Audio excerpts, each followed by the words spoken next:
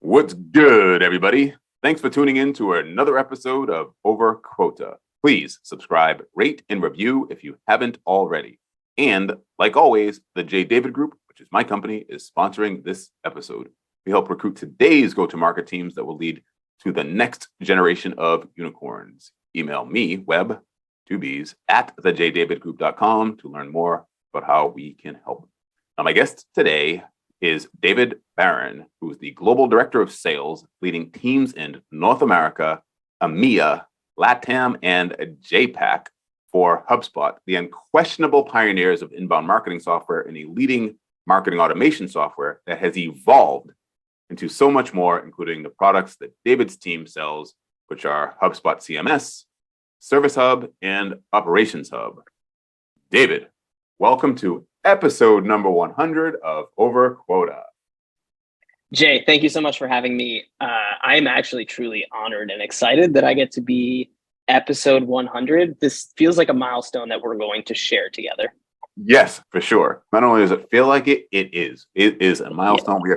And by the way, for the audience who doesn't know, David and I, in this age of digital, whatever you want to call it, are probably less than 2 miles away from each other, sitting in our homes, recording this. But I can tell you that as a result of just to celebrate episode number 100, and every one of my guests gets something for participating in these episodes, but I'm actually going to hand it to David at some point soon when we meet for coffee or a drink or something. So be aware of that. I'm even more excited than I was. There you go. There you go. Well, let's just jump into what I ended with, which is talk to me about the products that you're leading now and in your team at HubSpot. Yeah, for sure. So I think in order to do that, might have to just take a quick step back in the evolution of HubSpot. So we started, as you mentioned, as a inbound marketing solution, basically a blog like 17 years ago when Brian and Dharmesh started the company. It slowly evolved to market leading marketing automation software. And around 2013, 2014, I think the business knew that there were kind of two things happening. One, if we wanted to grow long term, we needed to make a play into CRM and be the system of record and start creating a platform. And two, that there was like a clear new way people wanted to buy and experience software, which was trying it first. And largely our motion was traditional B2B enterprise selling. You download a white paper, you get a phone call, there's BDRs, that sort of thing. And so we launched this new kind of freemium CRM solution. So I was on that team, actually. It was started by Mark Roberge, who wrote the sales acceleration formulas at Stage 2 and HBS as well. Just trying to figure out what freemium is and was and what that would look like. Because if you think back to early 2014, there weren't really many companies doing this. It's like Intuit, Atlassian, Dropbox, but in very different spaces with very different buyer personas.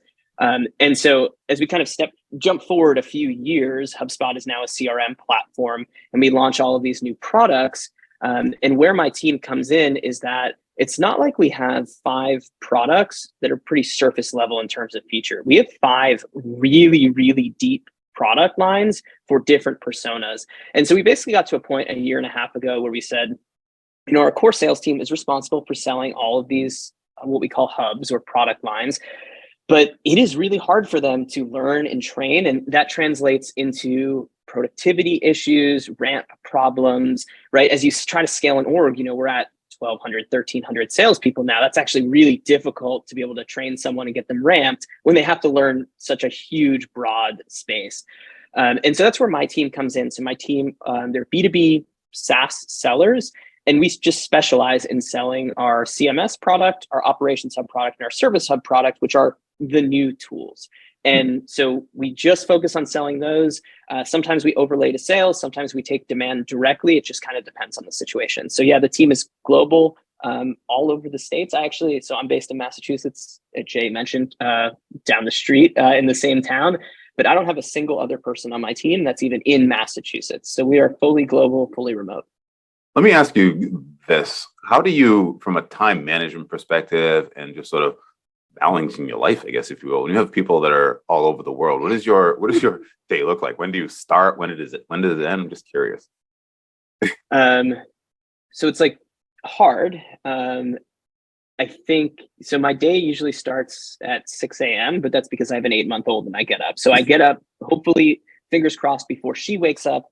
And then I usually work for about 30 minutes, hang out with her until 8, and then I'm online till probably around 4:30 or 5, hang out with her again, do all of the chores, eat dinner, and then I jump back online for another probably half hour, 45 minutes to get work done and meet. I think what's really important, and a thing that I've learned, is to set like really clear expectations and norms with the team and the people who work for me on like what they can expect from me and when they can expect that. And I expect them to do the same. And I think that makes it a lot easier.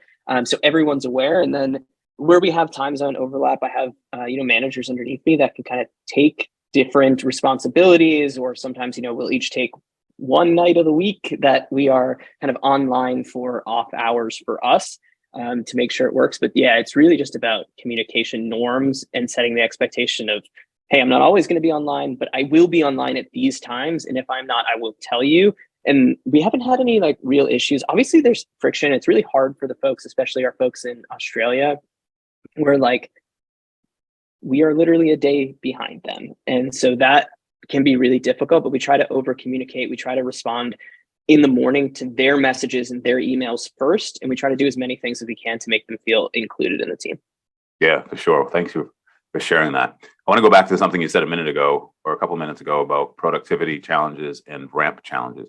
How have you, as you've scaled and grown, first of all, tell me about the size of your team, where it was when you took over and started building all this, and how have you solved for those challenges in terms of productivity and ramp challenges?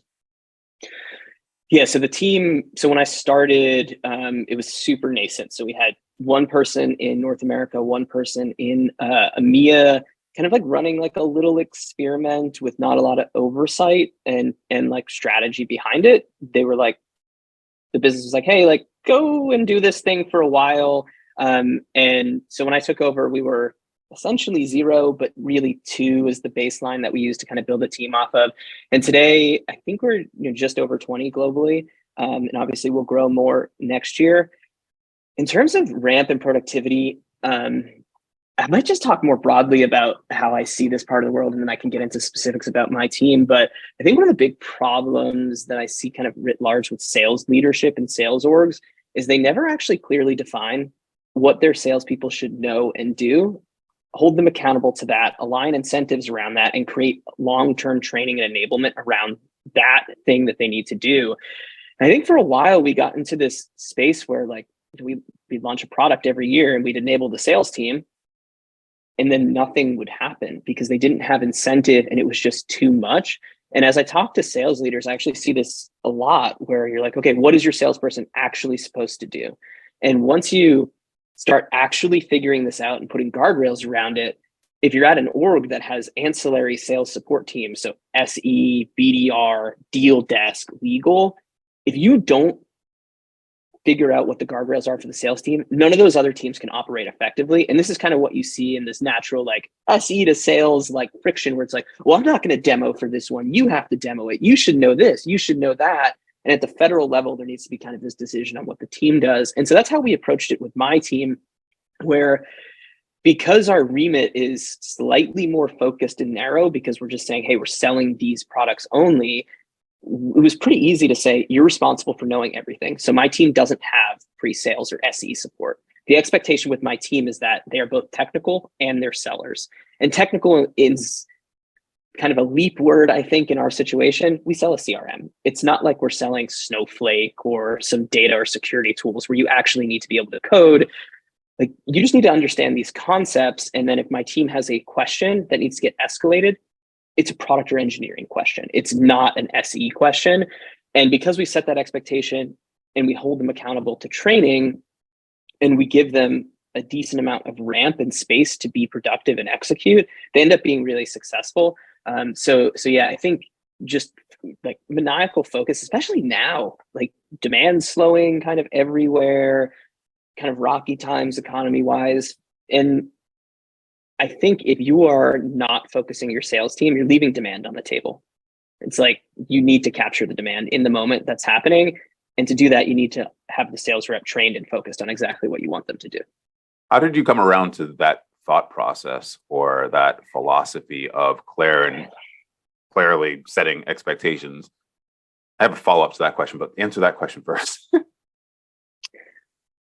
Um, I might answer it like in the same way I've kind of always come to these conclusions, which is not scientific, but like just kind of like a pit in your stomach feeling like something is wrong here. And then what is the simplest version of what is wrong? And to me, I'm a big like Occam's razor person. Like the simplest solution is usually the best one. And so I was just kind of like looking at our sales org. It's like, how do we expect them to be successful? Like there's too much. And we need to say, here's what you're responsible for. And I think, I was part of the problem because I spent 5 years in product trying to push new products on the sales team. And so I would go in, and as a kind of person who grew up in sales, I can sell. And so I would pitch salespeople on why they should adopt and sell this. I would get them all energized, and they would start selling it. And then they would kind of lose focus on some of the other things that I think at the business level, like new products are important as you scale, but ultimately our cash cows are our older, more mature products that we have footholds in the market in. And that's really what you want kind of as a shareholder, as a business, the sales team focused on. And so by me actually trying to push this message, I was creating a lack of focus.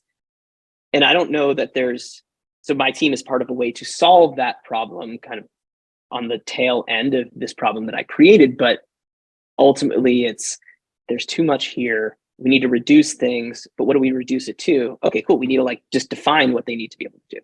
And so that's kind of how we got to that kind of decision. Was there one in particular moment that you can point to? Because you said you're saying to yourself, how can they do this? How can they be effective? How can they sell this? Was there one particular moment or a period of time where maybe the team was struggling, weren't hitting their numbers, and that was it? Or was it just sort of over a period of, a quarter? Tell me about that thought process. So for me, I think it was like gradual and then all of a sudden. And so it was kind of like, okay, there's something going on here. It doesn't feel quite right. What is it? And then the acute moment for me, actually, I remember this like viscerally, was I occasionally, I wouldn't call it like true mentorship, but new salespeople reach out to them and just have like coffee and chats. And I had been a little bit removed because I was in product from kind of sales enablement and how we were ramping and training our reps at the time. And I was talking to this rep and I was like, so like, what are you doing in onboarding? And they're walking me through it. And I'm like, what? This is like 3 weeks of onboarding. You have to learn all this stuff where I've been at HubSpot almost at this point 7 years. And I don't even know all of this stuff. This is crazy. Wow. So that's, yeah. So it was more of like there's something that doesn't feel quite right for a longer period of time. And then I had this conversation. It's like, okay, if this person's having this conversation and we're hiring 50 salespeople a month, this cannot be unique. This is a problem. This is a real problem. Yeah, a problem at scale, right? Not just a problem, but a problem at scale. Yeah, across multiple teams, right? And this is not like you wake up Monday morning, you're like, cool, we're going to change this, because you need to start thinking about how do you change how you ramp reps? How do you change how you enable them long term? Because I think in general, a lot of enablement teams are kind of in the moment, like we're going to do this thing, then we're going to do this thing. But if you really want a high performing enablement function, I believe you have to treat it as like I want to hire teachers and people who like know org design and org construction so that they can actually build like a long-term curriculum. Because to me, yeah, we pay salespeople to like close business. We also pay them to be knowledgeable, the most knowledgeable person about the product and the process. And if you think about how do you become most knowledgeable at something, it's like you commit to learning over time. And so I think you really need to set up this like longitudinal training curriculum that's like over time builds on itself and feels a lot more like you'd be getting your bachelor's degree and then at some point you get your master's and then you get your PhD, versus what a lot of kind of enablement orgs do, which is we're going to enable you on this thing today. And then in 2 weeks, it's like, cool, we have this new thing. Here's what you're going to learn. It's just very disjointed. And I think more so than that, like humans don't learn like that, right? Like you need this foundation and then you need consistency and building on that to acquire skills and get better. Speaking of time, how long did it take you to make this shift from the way that they were onboarded and trained and enabled to the way you envisioned for it to happen? Like, was it still happening, man? Like a year later, because again, we had like there are unique problems that come at scale with a team that's so big and so global, with a company that's growing so aggressively. So it happens very slowly. For my team, it's still an iterative process. So we can talk about this a little bit, but we have an interesting compensation structure and incentive structure on my team that's different from our core sales team, and it incentivizes iterating on training to ramp new reps faster. And so basically the way we set up is like, okay, we built the first version of training. We brought their first batch of reps in. So we brought like 3 in the States and three in EMEA. We ran them through it. And then at the end, as they got like a few months in and they were feeling more comfortable, we're like, hey, go back in to that training and tell us what was wrong with it and help build it. And then they kind of take on this path of iterating. And then every new batch of reps kind of builds on that, but it's iterative. It's kind of like, I don't know, I think of it like NPS. Better is the goal. It doesn't matter where you're at today. It's always going to be better. And it also helps to create kind of diversity in thought, because everyone learns differently. And so you have each new person coming in who's a different human, who sees the world differently, who learns differently, and can say, hey, this didn't quite work for me. And we can start accounting for more of those folks over time as we scale. And you say you incentivize for it. And tell me about that. How do you incentivize? Yeah. So my team is on team quota. And I think, I don't know if this is like controversial, but there's this overwhelming need to have salespeople on individual quotas. And I think there's certain situations where that makes a ton of sense. If you're a heavy outbound org and like your number is dependent on you sourcing leads and closing those, it feels icky to share those with other people. Like that's not a great incentive. But in an org like ours, where we have so much inbound demand, so much product demand, it actually makes a ton of sense to have this team version. And so for me, we started on like a basic draw. It's because we were experimenting, trying to figure out, and with no data, it's really hard to build a real quota structure. So we did that for 4 or 5 months. We were like, okay, here's what we think productivity per rep is over 6 to 8 months. And then you kind of merge that into the team quota. And then whatever anyone closes goes into that pool. And so everyone gets paid the same. It's different with like, I have levels on my team. So we have like multiple levels of rep. When you get promoted, you move up and your OTE goes up, but the percentage you get paid on your variable goes up. And so that essentially creates this really cool incentive where every tenured rep wants the new reps to ramp as quickly as possible, because if they do, they get paid more. And so, yeah, you have this really cool thing that happens where like everyone on my team I consider has like a superpower. So I have someone on my team, Ginger, shout out Ginger, who's just like, I think the most pure salesperson I've ever met. She runs the tightest sales process. She's a closer. And so she teaches all of our new reps that come in how she does it. And then I have a few people on my team who skew towards more technical, they're like more product focused, more consultative, and they teach that stuff to the new reps. And so each new rep is getting this cool combination of the best of each person that existed and came before them. And so just so I understand this clearly, the tenured reps, including what was the woman's name? So everybody. Ginger. So with Ginger and the technical salesperson that you talked about, the person that's more technical, they're more tenured. They're incentivized to share what they've learned with the new reps that are being onboarded and trained, because if the new reps do well, then obviously the team does well, then the tenured reps, obviously, given how they're paid, are going to get paid more. Is that right? That's exactly correct. Yeah. Got it. So let me ask you this then, the new reps, what is their individual incentive or motivation to hold up their end of the bargain? So this is like actually one of the natural pushbacks on this motion. So I think there's a few things. There's actually like, for better or for worse, a decent amount of peer pressure, because you immediately feel like you need to contribute to this number. And my team's fairly high performing. And so we haven't seen that manifest. We haven't had someone who shirks, because I think what's more important, the important step before this is hiring the best and the right people for the role, and then giving them space to grow and be successful.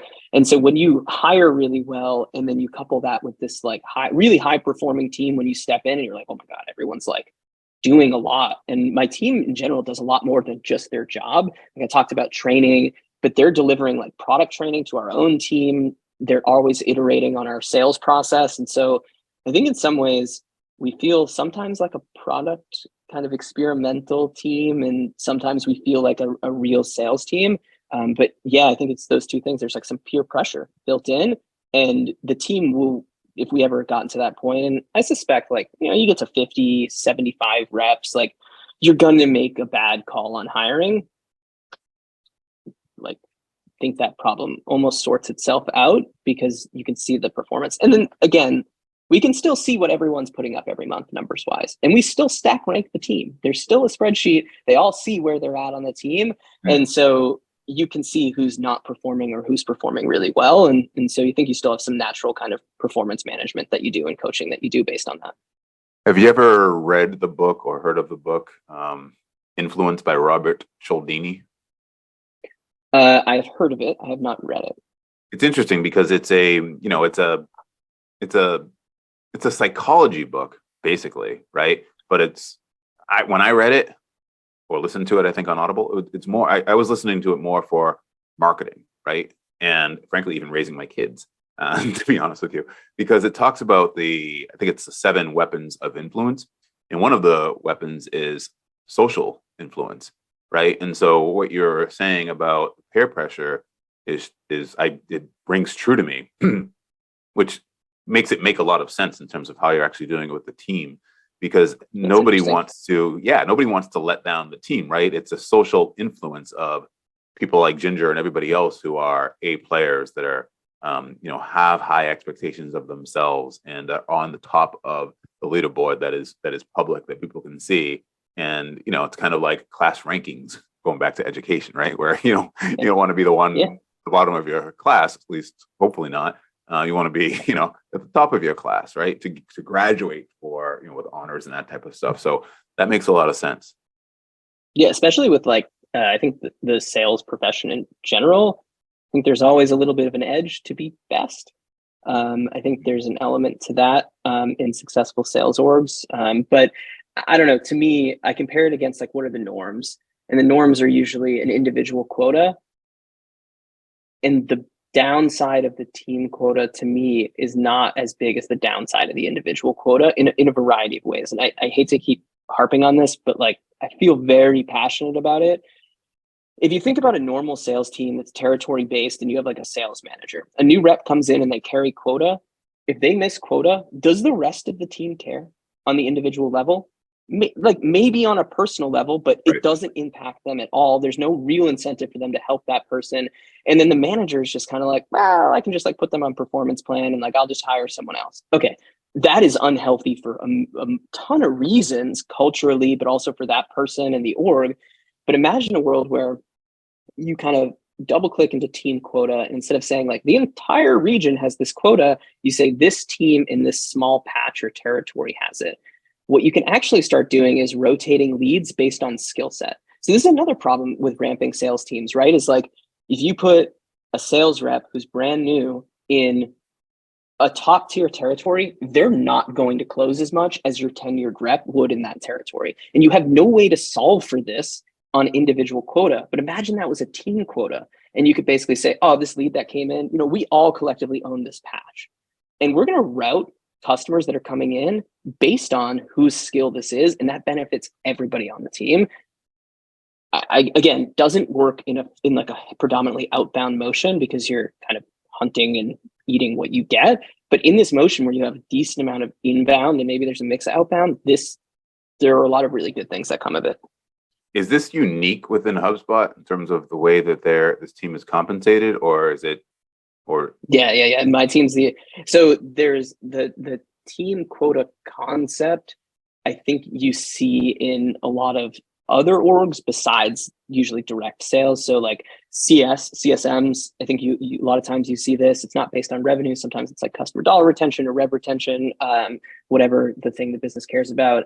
Pre-sales, like sales engineering, I think you see kind of like a team goal, like can we influence X amount of dollars kind of thing. I think we've just leaned into it in a different way because and this is the first time where, when we set it up, it was more like, we don't really know what quota should be. And so this is actually an equitable way to like make sure we're taking care of these employees because they're taking inherent risk joining a new team. But then as we started to scale, I start to see like, whoa, this model is like, you can actually keep going with this pretty far and pretty big. And I'm not saying you can have it at a 2,000 rep company, but you can kind of, as I mentioned, like patch by patch, you can start really cutting this. And so like team quota doesn't have to be the entire region is on it. It could be this team, this manager carries this. And each rep is responsible for X amount, but where those dollars come from don't matter as much. And so you're aligning customer fit with the sales rep fit, and you're incentivizing everyone to help each other. Always curious about thought process and origin. So just bear with me here. Was this something that you came to on your own and went to some folks internally and said, this is what I'm thinking? Did somebody come to you? Was it collaborative? What was the genesis of it? Yeah. So there's like, multiple stages on this journey, but the first one was those two original people I mentioned to you. They were actually nested in pre-sales. So they were under SE because the org was like, I don't know where to put them. And we didn't know if we wanted these people to be SEs that just specialize or if they should be sales reps. Okay. And so some of this was like, okay, this already exists.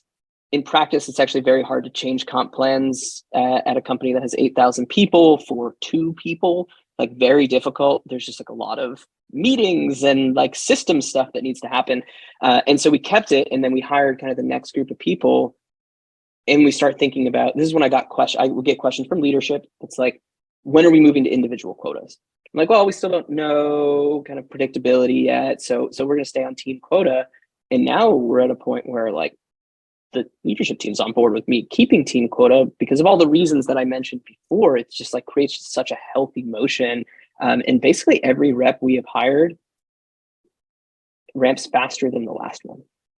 And I don't know when this breaks. I feel like we're going to get to 75, 100 before we have maybe issues that we just can't see yet because we haven't done it at scale.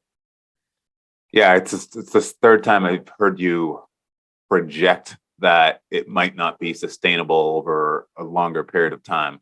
I guess my natural question, because I am an optimist, is why? In other words, if each rep is scaling faster than the last one or ramping faster than the last one, and this is working, and I want to get into hiring in a minute because I think that's a huge component.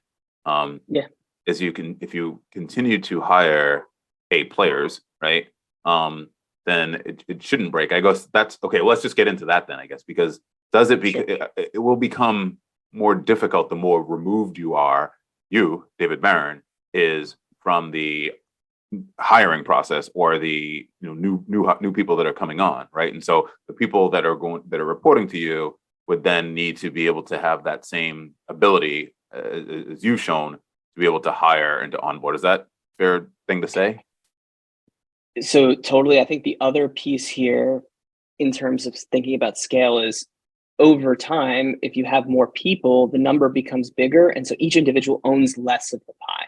And so really wanting to perform at a high level, there becomes less incentive because you're like, oh, the team number is $500,000 a month. And like, I do 10K. If I do 8, whatever, like 5, whatever, like it doesn't move the needle. So what I believe is that in the way we have it set up right now, which is like one global pie, that probably breaks soonish because each individual starts becoming more removed from the actual team number, and you start feeling like you have less control. And this is what you need to solve for, is each individual person feeling like they can control the number to make more money, because we're hiring salespeople. And so like they want to be able to overachieve. They want to be able to close more business and get paid more. And so I think what we end up doing is, I think our first split ends up being regional. So we have a North America number, we have an EMEA number, we have like call it Colombia because we're basically in LATAM, and then kind of an ANZ number or JPAC number.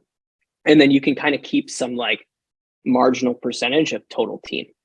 And then you can there's like almost infinite amounts of splits in half that you can do here to roll up, but you still maintain kind of in region, especially as you scale, you'll start to get regionally specific playbooks and things like that, and different focuses, which is fine. And so you're incentivizing that learning and iteration to keep going, but maybe regionally versus at the global level. So, but yeah, the training thing, definitely. I think we're trying to get ahead of it now by hiring exceptional people. And because, if we have 20 people on the team, well, like if you game this out in a world where we expand infinitely, 20 people with a manager rep ratio of, I don't know what's reality, but healthy is probably 8 or 10 to 1 at max. Yeah, But you're talking about 10. it. Right. Yeah, no more than 10. You're talking about hundreds of reps at scale. And this is like, to me, 3, 4, 5 years out. And so I don't want to say I'm like kicking the can down the road on this, but I feel good that the foundation we've laid today with the current team gets us to a spot where we can basically year over year keep scaling this. Yeah, and I think what you said about the infinite splits is certainly, to me, it sounds a reasonable thought process. And also, I wonder, because if let's game it out to the opposite. Let's say, for instance, if the infinite splits breaks, if you will. In other words, you're not able to continue to do that, and the only alternative maybe to go to individual contributors at that point. Like, what does it do to the culture that you've built, the expectations? I think iteration stops. Right. I think iteration and learning stops. And this is I mean, you see this in a lot of big sales orgs. It's like the process. Look, if you hired a sales rep 7 years ago, I guarantee they're still running that process that you taught them 7 years ago. That's not healthy for the business. And so you end up keeping this iterative motion. And I don't know if people are allergic to thinking about sales in terms of iteration, but maybe it's because I spent so much time in product. That's like what I'm thinking about. It's like, okay, what is the next season of the team? What is the next way we're going to do this? Because you can always be better and you can always change things. But at a pretty big org that doesn't have that, it's like, it's a big ship that we got to move. And like, we don't have a way to do this because everyone's on, individual quota. We got this monthly number. And that's, I think that's like a recipe for stagnation. Yeah, for sure. I feel like I need to have you on again to talk to you about the transition and all the tools and skills that you've developed starting in product and then going into sales, Maybe episode 200, Jay. Yeah, there you go. The next milestone. That's right. I love it. Yeah. That's great. I like the way you're thinking. But let me just get into hiring for a minute, which is, what is your, I guess, philosophy, or even the particular, I guess, overall arching skill set and traits that you look for when you're hiring people? And before I forget to ask this, because I just wrote it down and I don't want to lose my thought, are you still using regression analysis at all in terms of deciding what makes a good hire or not? I don't believe we still do it in the way that Mark Roberge originally did it. I think we have, just from years of hiring reps who are selling HubSpot, you end up kind of understanding the traits and there's less regression because the sale hasn't changed a ton kind of in our core products. And so the persona that we need to hire is, fairly similar. And then at scale, like doing things like that require a lot of resources and things. So I don't believe we do it in the same way that we do it, or that Mark originally did it. And I'm sure folks listening are familiar with the sales acceleration formula, and he talks about it in there a lot too. I think for a smaller org, especially as you're getting up and running, probably 50, 100 reps, it makes a ton of sense. Yeah, that makes sense. So talk to me then about that. What's your thought? What do you look for when you're hiring in terms of character traits, skill set, all that stuff? Yeah, so I think there's kind of two buckets. There's looking at, so because I've hired like kind of across functions, there's this general bucket of things that I always want to hire for. And then there's role specific skills that you need to have. Mm-hmm. And so we could probably just talk about sales. So to me, and I learned this firsthand from Mark, but in practice, it makes a lot of sense, is you need, first and foremost, someone who is able to take feedback and action feedback, not afraid of feedback. and is coachable. And those kind of go hand in hand. And so there's like, I think in general, when we hire reps, my section of the interview loop is usually on feedback and coaching. And there's a couple questions that I always ask, which are very simple, but and when I was thinking, when we started asking, I was like, oh, people can, like sales reps are gonna be able to game it. You'd actually be really surprised how people answer this. And it's a really good red flag. So it's like, can you give me a piece of feedback that you received recently? You know, they tell you, okay, did you think that was fair? Why? Why not? What did you do about that? Okay, give me another piece of feedback. And once you get to the second or third one, you start to really understand, like, is this person aware of the world around them? And are they willing to change? And like I said, I thought, you know, sales reps, they'd be able to like pitch and spin, but I've had interviews where the rep would be like, yeah, I got this piece of feedback and like my manager is an idiot and has no idea what he's talking about. I'm like, okay, cool. Like, not for me, but so I think in the interview scenario, you end up, especially if you're asking for a second and third level. And then the second piece that I look for is a little less scientific, and I call it like a weirdness coefficient. And what I mean by this is not like they're a weird human. I mean, in some cases they could be, but in all of the best ways. Like there is something about them that they are passionate about that like shows me that like they have some passion to do something besides work. And I think that's really, really important. And so I'll give you an example from the early kind of CRM days. We were trying to find like kind of our first operations slash support slash customer success person.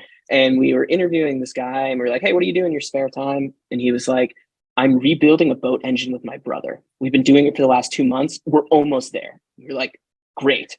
That's perfect. That sounds awesome because it kind of fits the kind of way you wanted to think. And that can come a variety of shapes and sizes. So like there's someone on my team who like runs marathons, but not competitively. He just like likes to run marathons. I'm like, okay, cool. Like that's really interesting. And you can see it in a variety of ways where, I don't know, someone on my team, like during the interview process had like already pre-set up some of our tools.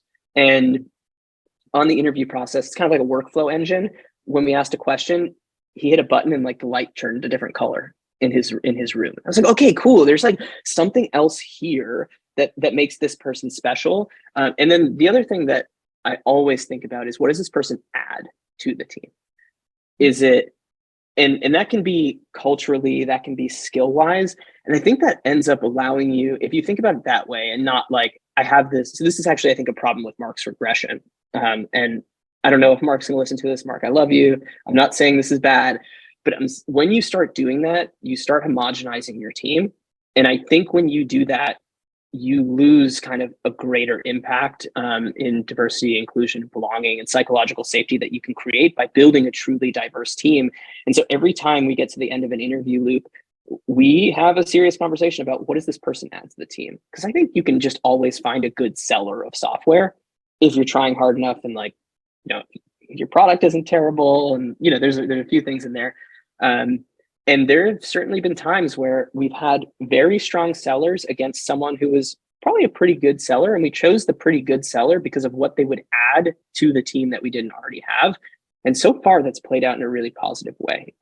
So, you know, a couple of those scenarios, it took that person a little bit longer to ramp, but we knew that going in. And we just, as kind of a management team, decided like, we're going to put in the time, but all this ancillary stuff that this person does, it's like when he joins the team meeting, everyone lights up.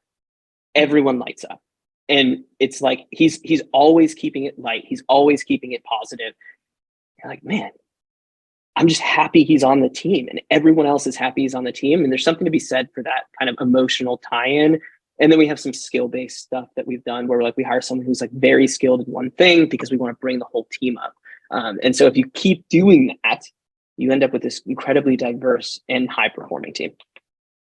That's amazing. I appreciate that explanation. Let me just ask a couple of follow-up questions, which is that you mentioned the weirdness coefficient, right? And you gave examples. The question that I have is why? Like, why does that matter? Why is that so important to you? The passion, outside of what they're doing for work. I think in order in the world today, my opinion is that work isn't everything. And I don't necessarily want people on my team who are work 100% of the time. I want them passionate about something else, because I believe that if you spend your time thinking about and doing something else that you're passionate about, and like, I mean, at the end of the day, there are people that are passionate about sales, but like, there's also like salespeople just want to make a lot of money, and like a lot of them probably don't love what they're doing truly. But if you have time outside of work where you're doing something else, it frees up your mind at work. And so this actually happened to me last week. I took 3 days off to hang out with my daughter, and I was kind of like really struggling with like, what's the next thing the team should be doing? And on like Wednesday night, I just had this moment of clarity from not thinking about work. And so it creates, I think, space and positive energy to approach work as like just a problem. Like everything you're looking at is just a problem. And how do we think about a solution? Kind of emotionless, but with logic. And I think if you're just totally obsessed and the only thing you're doing is work, work, work, work, work, you can't get to that place where you're actually making progress. And I'm sure, like, caveats along the way, like there are people who are kind of quote unquote workaholics that do great, but could they be doing better if there's something else inside them that they're passionate about? A couple people come to mind: Tom Brady and Michael Jordan. They seem to only, do those things. For sure, but like we're selling software, so yeah, for sure. And like sure, if you want to be the best of the best of the best of the best, probably have to do that. But like, that's not what's required to create a high performing team. Like Tom Brady, like didn't win every year. And as a New England sports fan, of course, that was painful. Michael Jordan didn't win every year. He had a good run, and then like think about the other pieces of their life too. Exactly. We don't have to go into it, but like, hey, like, cool. I'm not out here trying to win Super Bowls or championships. Like, I'm trying to solve a problem at a time with the team and create an environment where people feel fulfilled at work. Because at the end of the day, like we're just selling software. That's really it. Like in some cases, yeah, we change people's lives for sure. But I mean, it's just software, and it's a job for a lot of people. And so how do you create the best environment for performing well and kind of hitting our business objectives so that everyone feels good and like the team grows and everyone gets paid? But like, what else can you be doing, in those years and months that makes you more fulfilled as a person? Yeah, absolutely. I bring those two up to point out the negative side really more than the positive side, right? I mean, there's certainly things that you suffer from if you're all about that one particular thing. And obviously, we see what can happen. So I appreciate that. Let me ask you this then, because I'm curious. What are you passionate about outside of work? Like, what do you get excited to do? Yeah, so I would say, obviously in the last 8 months, that's changed a little bit with an 8-month-old. I think for me, the things that give me energy is I spend a lot of time with entrepreneurs. I love business building. I love kind of go to market problems. And so this is kind of a weird one where it's like, well, doesn't that sound like work? But for me, I'm like, I love it. So I'm passionate about like business problem solving and like business operations. And so I try to spend as much time as I can with entrepreneurs, early stage companies, just like helping them. And not in most cases, like not in I'm like, this is a side hustle for me. This is like literally gives me energy to talk through like complex go-to-market problems and kind of brainstorm ideas in ways that like I can help them succeed. And I really love and am passionate about like the startup community. And I love being a part of that community and helping people. And then obviously like I love spending time with my daughter. It's the best. And I think there's like some sports stuff for me. Like, there was a time where I golfed a lot, never got great, but I loved how hard it was and how simple it was. So it kind of like aligns with a lot of the other things that I do, like work-wise. It's like very hard, but like, what's the simplest way to do this? And so I think there's analogous, but yeah, it's kind of like family, startup-y stuff and helping. And right now, those are kind of like my two things. I'm glad to hear you answer it that way too, as well, because as you were saying that, and I was trying to think for myself, well, okay, what do I get excited about? What am I passionate about? But the funny thing is that when I'm, I really am interested in business. I just am. Like when I'm walking my dog, I'm listening to business podcasts. When I'm on the weekend, I'm reading, sales books. I'm listening to, I love it. Like I love, like, for instance, this podcast is a passion of mine. Like, hearing you and having this conversation is just a passion of mine. I'm working on a book called The Goats of Growth. It's all really exciting to me, and I'm thinking to myself, well, does this even like, is this kind of work though? So, but is it weird? Should I be doing something else? One of those types of things. But I mean, it's like not, so it's interesting. It's like what it might actually be. And I don't want to speak for both of us, perhaps both of us, is just learning. Yes. Like we just like learning, and it turns out the stuff that we like to learn and do is like businessy. Right. But I mean, that stuff is like, yeah, obviously it's helpful at times with your actual day-to-day job, but it's not mutually exclusive. Like you can, like whatever your passion is, like that's what it is. And you have other things that you do too that you like, right? Yes. And so I think it's about being, or just exploring enough and having enough experiences that you figure out what you like at some point. Yeah, for sure. I mean, I geek out over my kids. The favorite part of my life outside of this, obviously, is you're finding out over the last 8 years. Yeah. But to me, it's like, that's an easy one, because it's like, how do you not geek out over your kids? It's like, if you don't, like, whoa, wait a minute, what's going on here? Yeah. I've learned that very quickly. I would say everyone on my team is probably like tired of seeing pictures of Cecilia at this point, and like getting updates on where we're at with like real food and like her sleep schedule. So yeah, it's good. It's fulfilling. Well, feel free to bring her when we go for coffee or something like that. I haven't held a baby in a long time. You ready for the rapid fire 5? Okay, 100th episode, rapid fire. Let's do it. Rapid fire 5. That's right. Cool. All right. Number 1, what motivates you? Learning, growing, and money. Name a big goal that you have right now, and when would you like to accomplish it? I'd like to buy a business at some point in the next 5 to 7 years. First time I heard that one. I love it. What's your most preferred way to learn new information and to stay sharp? Twitter. How many hours of sleep do you average? And I'll add this caveat: before and after you had your daughter. Before, I was a 10 hour a night person. After, I think I get probably 6.5 to 7. What's your favorite thing to do when you aren't working? Hang out with Cecilia, for sure. That is awesome. A couple of other questions. This is a bonus question that I've been asking all of my guests probably for the last maybe 3 episodes or so, but I enjoy it, and I think my guests are enjoying it as well, which is what question do you have that you would like me to ask the next guest, which will also be a go-to-market leader? So I want to ask them, do they actually explicitly say what their sales team should know and do across product knowledge and sales activities? And if not, why?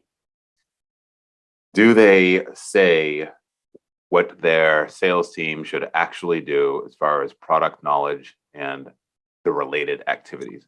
And if they don't, why? Why? Love it. Yeah. I saw that you posted something about that, I think very recently, within the last week, I think, right? I think I saw something on LinkedIn. Yeah. Type of. Yeah, I think probably recently. But it's something like, I think in one-to-one conversations, across, like, I can pull up like a memo I wrote at HubSpot like 2 years ago, where the final like kind of few paragraphs was just about this, where I was like, hey, all this problem solving that I'm doing right now for this specific thing does not matter unless we figure this out. So yeah, it's been kind of simmering for a long time. Yeah, I love it. Where can folks reach out to, or how can folks reach out to you to say thank you? If you are hiring, how should they, apply, all that stuff? Yeah. So LinkedIn, I'm active on LinkedIn. You can message me. I respond to everybody, even recruiters. I will respond to you because I appreciate the hustle and the effort, because I know it's part of the gig. Yeah, you can find me on LinkedIn. And if you are reaching out to him, use the over quota say, I heard you on over quota in the subject line, or mention it somewhere so that he put you up to the top of his stack of email and in-mail and everything else that he's getting. Yeah. Absolutely. David Barron, thank you for going over quota. Thank Bye, you, Jay. everybody. I appreciate it. Absolutely. Goodbye, everybody. Cue the music.